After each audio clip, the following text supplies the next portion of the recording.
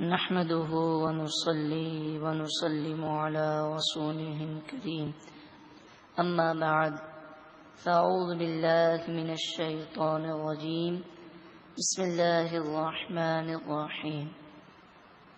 اللہ رب العالمین نے ارشاد فرمایا وَلَا تَحْسَبَنَّ اللَّهَ غَافِلًا عَمَّا يَعْمَلُ الظَّالِمُونَ، اور تم ظالموں کے عمل سے اللہ کو غافل نہ سمجھنا۔ اللہ تعالی ظالموں کے معاملات سے اور ان کے ظلم سے بے خبر نہیں۔ یہ ڈھیل جو دی جا رہی ہے، یہ ڈھیل اللہ تعالی کی حکمت ہے۔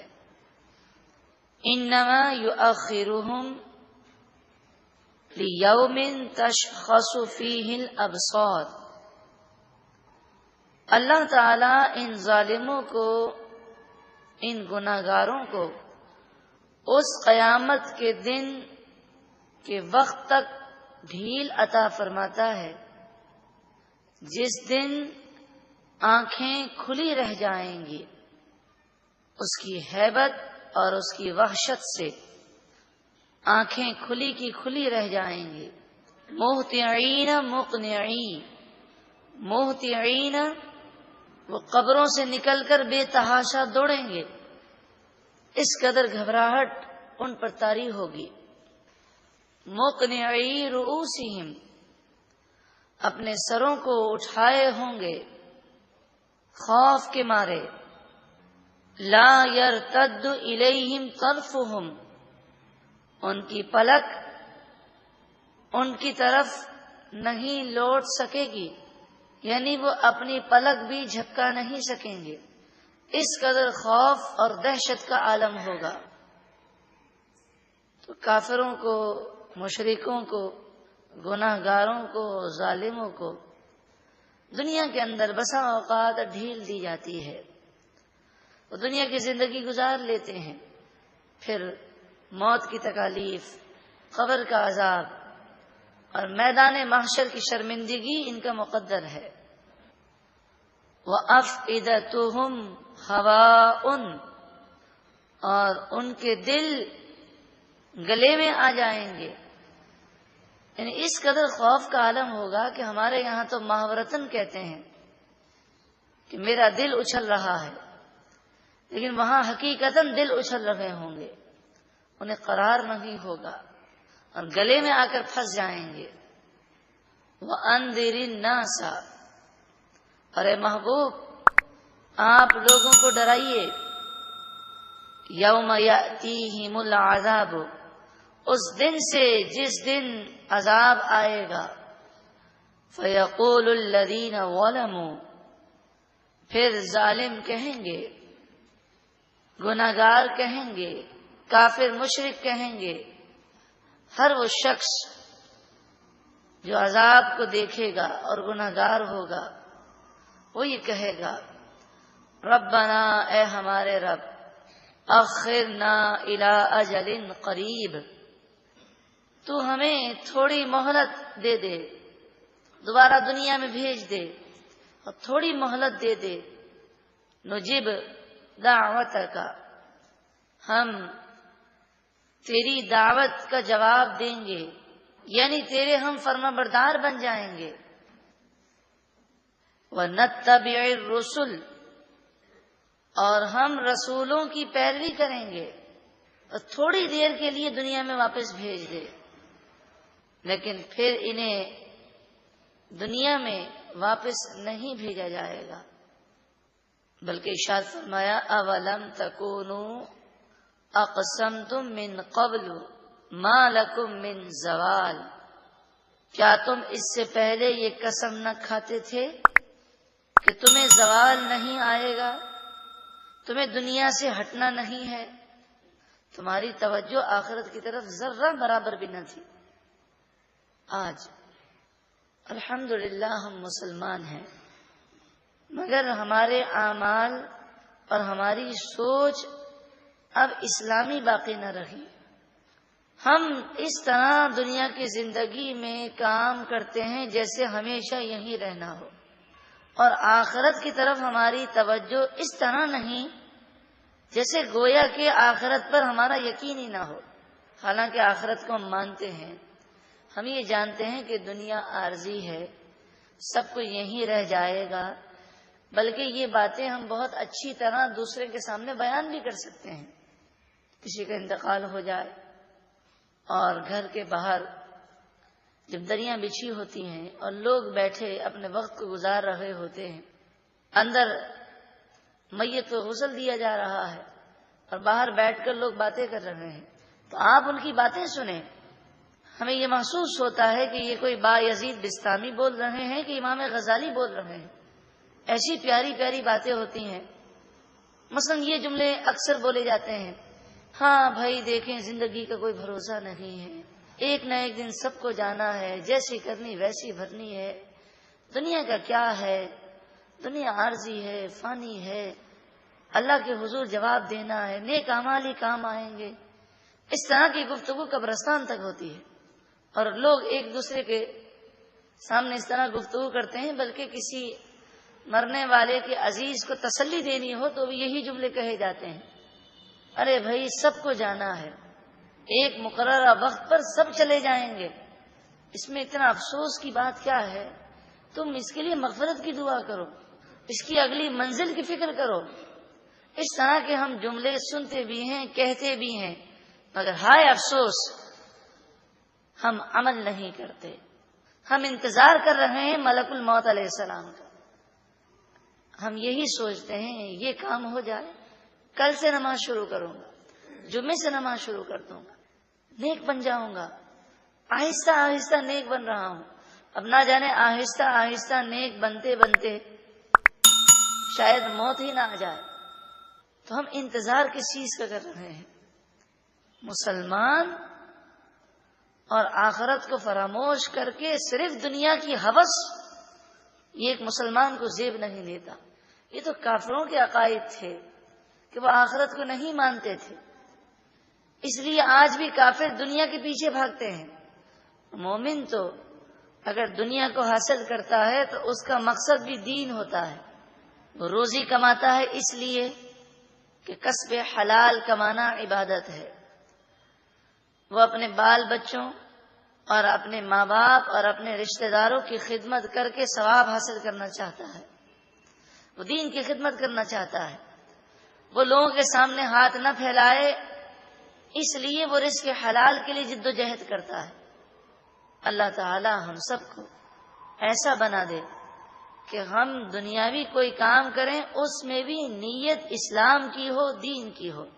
یہاں تک کہ اگر ہم کھانا کھائیں اور نیت یہ ہو کہ کھانا کھا کر مجھے قوت آئے گی اور میری صحت اچھی ہوگی تو میں اچھی طرح دین کی خدمت کر سکوں گا، اللہ کی عبادت کر سکوں گا، اور واقعی وہ ایسا کرتا بھی ہو تو اس نیت پر اسے بہت زیادہ ثواب دیا جائے گا.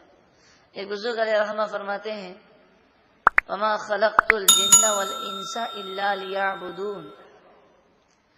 اللہ تعالیٰ ارشاد فرماتا ہے میں نے انسان اور جن کو صرف اور صرف اپنی عبادت کے لیے پیدا کیا.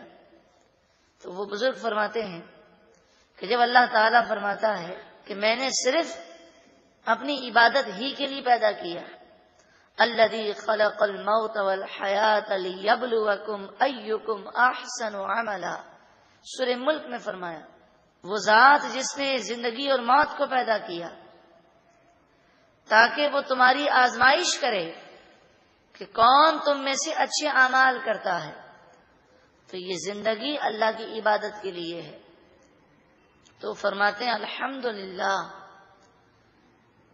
میں پورا دن اور پوری رات اللہ کی عبادت کرتا ہوں. تو کسی نے کہا حضرت آپ کا مقام و مرتبہ تو بہت بلند و بالا ہے، مگر ہماری ناقص عقلوں میں یہ بات نہیں آتی کہ آپ پورا دن اور پوری رات اللہ کی عبادت کیسے کرتے ہیں. ہم تو کبھی آپ کو آرام کرتا ہوا بھی دیکھتے ہیں، کبھی آپ کو روزی کمانے کے لیے بازار میں بھی دیکھتے ہیں، آپ اپنے بال بچوں کی پرورش بھی کرتے ہیں، اپنے گھر کے انتظام کو بھی چلاتے ہیں، رشتہ داروں سے بھی ملاقات کرتے ہیں، کھانا بھی کھاتے ہیں، پانی بھی پیتے ہیں، اور آپ کہتے ہیں کہ میرے دن رات اللہ کی عبادت میں گزرتے ہیں. تو آپ نے فرمایا یہ بتاؤ میرا کوئی عمل رسول اللہ صلی اللہ علیہ وسلم کے طریقے اور آپ کی سنت کے خلاف ہے؟ انہوں نے کہا نہیں، آپ کا ہر عمل حضور کی سنت کے مطابق ہے. فرمایا جب میرا ہر عمل حضور کی سنت کے مطابق ہے تو انشاءاللہ مجھے کھانا کھانے کا بھی ثواب دیا جائے گا، مجھے پانی پینے کا بھی ثواب دیا جائے گا، بلکہ مجھے سونے کا ثواب بھی ملے گا. کاش ہماری زندگی بھی ایسی ہو جائے. اولم تکونوا اقسمتم من قبل ما لکم من زوال، کیا تم اس سے پہلے یہ قسمیں نہیں کھاتے تھے کہ تمہارے لیے زوال نہیں ہے، تمہارے لیے اس دنیا سے ہٹنا نہیں ہے، اور آخرت کے بارے میں تمہارا عقیدہ نہیں تھا. اب میدان قیامت میں کہتے ہو کہ اے اللہ تو ہمیں دنیا میں بھیج دے، تھوڑی مہلت دے دے، ہم اب نیک بن جائیں گے. وَسَكَنْتُمْ فِي مَسَاكِنِ الَّذِينَ ظَلَمُوا أَنفُسَهُمْ، اور تم ان لوگوں کے گھروں میں رہے جنہوں نے اپنی جانوں پر ظلم کیا، لیکن موت نے انہیں قبر میں پہنچا دیا. عیاشی کرنے والے، گناہ کرنے والے جو مکانات میں رہے انہی مکانات میں تم رہے یا ان کے قریب رہے، لیکن ان کی موت سے تم نے عبرت نہیں حاصل کی. کیا ہم دیکھتے نہیں کئی لوگ بنگلے اور کاریں چھوڑ کر قبر میں چلے جاتے ہیں، لیکن اس بنگلے میں رہنے والے ورثاء ان کے گناہ کرنے سے عبرت حاصل نہیں کرتے. ایک نہ ایک دن موت نے تو ان کے سارے عیش کو ختم کر دیا. وَتَبَيَّنَ لَكُمْ، اور واضح ہوا تمہارے لیے، كَيْفَ فَعَلْنَا بِهِمْ، ہم نے ان کے ساتھ کیسا سلوک کیا، ان کا ہم نے کیسا انجام کیا، یہ تم پر ظاہر ہو گیا. اس کے باوجود بھی تمہیں عبرت نہیں. وَضَرَبْنَا لَكُمُ الْأَمْثَالَ، اور ہم نے تمہارے لیے مثالیں بیان کی، مگر پھر بھی تم دنیا کے اندر راہ راست پر نہ آئے. یقیناً انسان اپنی صحت پر جب غرور کرتا ہے، اپنی دولت پر غرور ہے، اپنے عہدے منصب پر غرور ہے، کوئی اپنے آپ کو مغرور تسلیم کرنے کو تیار نہیں ہے. ہر مغرور اور متکبر شخص یہی کہتا ہے میں تو عاجزی پسند ہوں، مگر ان کے عمل سے، ظلم کی آندھیاں چلانے سے، اور جس انداز میں وہ عیاشیاں اور گناہ کرتے ہیں، اندازہ ہو جاتا ہے کہ اگر اللہ کا خوف ہوتا اور اللہ کی جناب میں عاجزی ہوتی تو کبھی اللہ کی نافرمانی اور اللہ کی مخلوق پر اس طرح ظلم نہ کرتے. پھر ان کا انجام کیا ہوتا ہے؟ ایک نہ ایک دن صحت ختم ہو جاتی ہے، بیمار پڑ جاتے ہیں، ہسپتالوں میں ہوتے ہیں، اور پھر ایڑیاں رگڑ رگڑ کر وہ دنیا سے چلے جاتے ہیں. بڑے بڑے ڈاکٹر، مالدار، سرمایہ دار، عہدیدار، اور خود ان کا مال انہیں موت سے نہیں بچا سکتا. بے بسی کا عالم ہوتا ہے. انسان کو عبرت حاصل کرنی چاہیے. اور کچھ تو ایسے ہوتے ہیں کہ انہیں وصیت کرنے کا بھی موقع نہیں ملتا. صبح کی نماز ان کی قضا ہوئی، رات بھر گناہ کرتے رہے، دن میں آفس میں گئے تو کتنے جھوٹ بولے، ظہر کی نماز بھی ادا نہ کی. انہیں ایک گناہوں بھری زندگی گزار رہے ہیں، اور اچانک سے آفس کی سیٹ پر بیٹھے بیٹھے دنیا سے چلے جاتے ہیں. نہ تو کلمہ نصیب ہوتا ہے، نہ توبہ نصیب ہوتی ہے، نہ نمازیں نصیب ہوتی ہیں. یہ بھی کوئی زندگی ہے؟ یقیناً عقل مند اور دانا وہی ہے جو اللہ اور اس کے رسول کی فرما برداری والی زندگی گزارے. وَقَدْ مَكَرُوا مَكْرَهُمْ، اور بے شک انہوں نے خوب فریب کیا، مکر کیا. وَعِندَ اللَّهِ مَكْرُهُمْ، اور ان کے فریب اللہ کے قابو میں ہے، اللہ کے قبضہ و قدرت میں ہے۔ وَإِن كَانَ مَكْرُهُمْ لِتَزُولَ مِنْهُ الْجِبَالُ، اور ان کے مکر و فریب کچھ ایسے نہ تھے، لِتَزُولَ مِنْهُ الْجِبَالُ، جس سے یہ پہاڑ ٹل جائیں، ہل جائیں۔ مراد یہ ہے کہ کافر، ظالم، گناہگاروں کے مکر و فریب اور ظلم اور ستم اس کی کوئی حیثیت نہیں ہے۔ اللہ تبارک و تعالی کی وہ پکڑ سے بچ نہیں سکتے، اور جب وہ غضب فرمائے گا تو انہیں احساس ہوگا کہ ساری قوتیں، ساری طاقتیں تو صرف اللہ کے پاس ہیں۔ فَلَا تَحْسَبَنَّ اللَّهَ مُخْلِفَ وَعْدِهِ رُسُلَهُ، اللہ تعالی نے اپنے رسولوں سے جو وعدہ فرمایا، یہ خیال مت کرنا کہ اللہ اس وعدے کے خلاف کرے گا۔ اللہ وعدہ ضرور پورا فرمائے گا اور کافروں کی پکڑ فرمائے گا، ظالموں کی پکڑ فرمائے گا۔ ہاں، یہ ڈھیل ایک حکمت کے تحت ہے۔ ان اللہ عزیز ذو انتقام، بے شک اللہ ہی غالب ہے، انتقام لینے والا ہے۔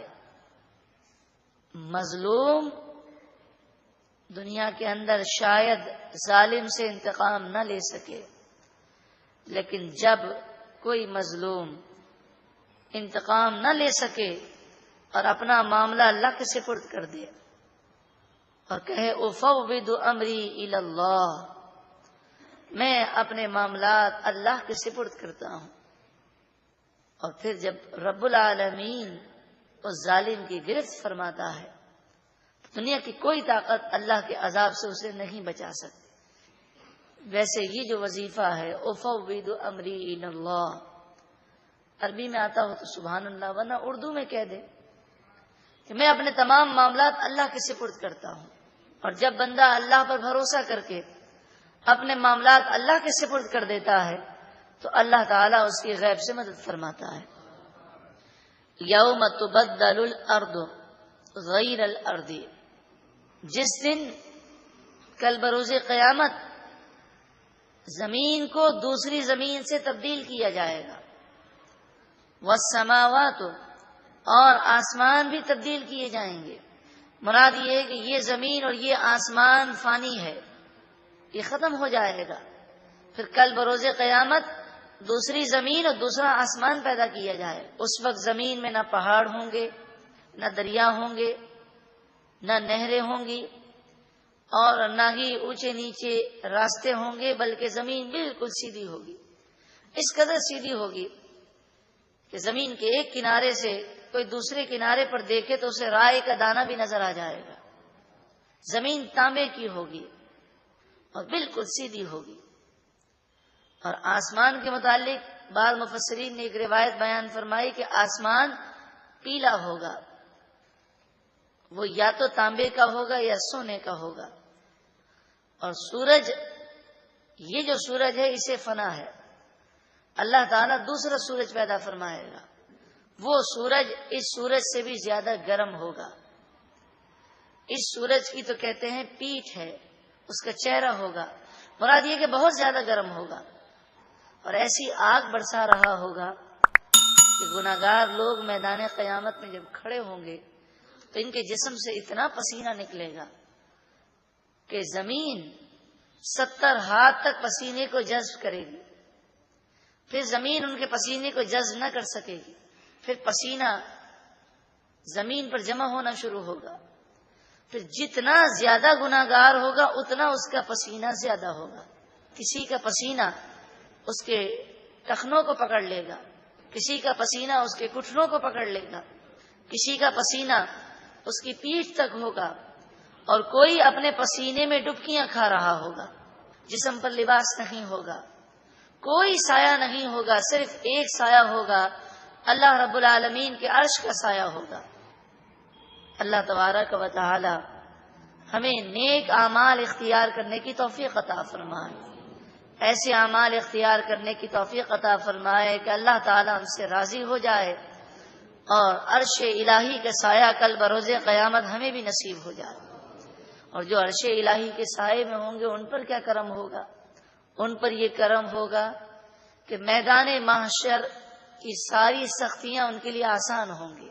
50,000 سالہ دن ان کے لیے ایسے ہوگا جیسے ایک نماز پڑھنے میں وقت لگتا ہے، اتنا آسان ہو جائے گا.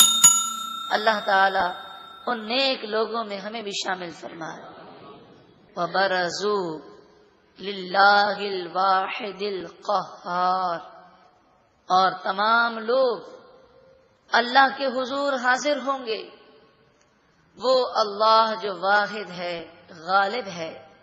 وَتَغَى الْمُجْرِمِينَ، اور تم مجرموں کو، گناہگاروں کو دیکھو گے. یومئذ، اس دن، مقرنین فی الاسفاد، کہ آگ کی بیڑیوں میں، زنجیروں میں وہ جکڑے ہوں گے. سرابیلہم من قطران، اور ان کا لباس قطران کا ہوگا. قطران رال کو کہتے ہیں. یہ جو ہمارے یہاں روڈ بنایا جاتا ہے تو جو ڈامر بچھایا جاتا ہے اسے قطران کہتے ہیں. یہ جب گرم ہوتا ہے، شدید گرم ہو، اور کبھی کسی کا پاؤں اس پر پڑ جائے، بتائیے کیسی تکلیف ہوتی ہے. یہاں تک کہ شدید گرم ہو اور اس پر گاڑی چلائی جائے تو بسا اوقات اس کے ٹائر پھٹ جاتے ہیں. وہ قطران، یہ ڈامر انتہائی بدبودار، انتہائی کالا، جہنم کی آگ سے گرم کیا گیا ہو، جو دنیا کی آگ سے 70 گنا زیادہ گرم ہے. پھر یہ قطران ان کے پورے جسم پر لیپ دیا جائے گا. پورے جسم پر اس کا لباس ہوگا، یعنی لیپ دیا جائے گا. سرابیلہم من قطران، قطران رال یعنی ڈامر کا لباس ان کا ہوگا. وَتَغْشَا وُجُوهَهُمُ النَّارُ، اور جہنم کی آگ ان کے چہروں کو ڈھانپ لے گی. لِيَجْزِيَ اللَّهُ كُلَّ نَفْسٍ مَا كَسَبَتْ، تاکہ اللہ تعالی ہر جان کو اس کے کرتوت کی سزا عطا فرمائے. جس نے برائی کی اس کی سزا کل بروز قیامت یہ ہے. اللہ تعالی ہمیں سچی پکی توبہ نصیب فرمائے اور ایسی پاکیزہ زندگی گزارنے کی توفیق عطا فرمائے کہ جب موت آئے تو ہمیں توبہ کے ساتھ اور اللہ کی رضامندی کے ساتھ موت عطا فرمائے. ایسا کرم ہو جائے کہ جب موت آئے تو ہماری زبان پر کلمہ طیبہ جاری ہو اور توبہ پر اور اللہ کی رضامندی پر ہمیں موت نصیب ہو جائے. ان اللہ سریع الحساب، بے شک اللہ بہت جلد حساب لینے والا ہے. یہ 50,000 سالہ دن اس لیے نہیں کہ حساب کتاب میں دیر لگے گی. ایک لمحہ تو بہت بڑا ہے. اللہ تعالیٰ پوری مخلوق کا حساب اس سے بھی کم وقت میں فرما لے گا. یہ تو میدان قیامت گناہگاروں کے لیے ذلت کا مقام ہے اور گناہوں سے بچنے والے نیک مومنین کی عزت کا مقام ہے. ھذا بلاغ للناس، یہ لوگوں کے لیے پہنچانا ہے، نصیحتیں ہیں جو پہنچائی جائیں. وَلِيُنذَرُوا بِهِ، تاکہ لوگ اس کے ذریعے ڈرائے جائیں. یہ آیتیں اس لیے کہ لوگ ڈر جائیں، انہیں ڈرایا جائے. ہے کوئی اپنے دل میں ڈر رکھنے والا؟ ہے کوئی ان قرآن کی آیتوں کو سننے کے بعد سچی پکی توبہ کرنے والا؟ وَلِيَعْلَمُوا، اور اس لیے تاکہ وہ جانیں، انما هو الہ واحد، وہی ایک معبود ہے، اس کے سوا کوئی معبود نہیں. وَلِيَذَّكَّرَ أُولُو الْأَلْبَابِ، اور اس لیے تاکہ عقل مند نصیحت حاصل کریں. یقیناً عقل مند ان باتوں کو سن کر نصیحت حاصل کرے گا. ہے کوئی عقل مند جو ان باتوں کو سن کر سچی پکی توبہ کر کے دنیا کو ٹھکرا دے، گناہوں کو ٹھکرا دے، اللہ کی نافرمانی اور اللہ کی ناراضگی والے کام ٹھکرا دے، بس ایک ہی فکر ہو کہ میرا رب راضی ہو جائے۔ اللہ تعالی سورہ ابراہیم کی ساری برکتیں ہم سب کو نصیب فرمائے۔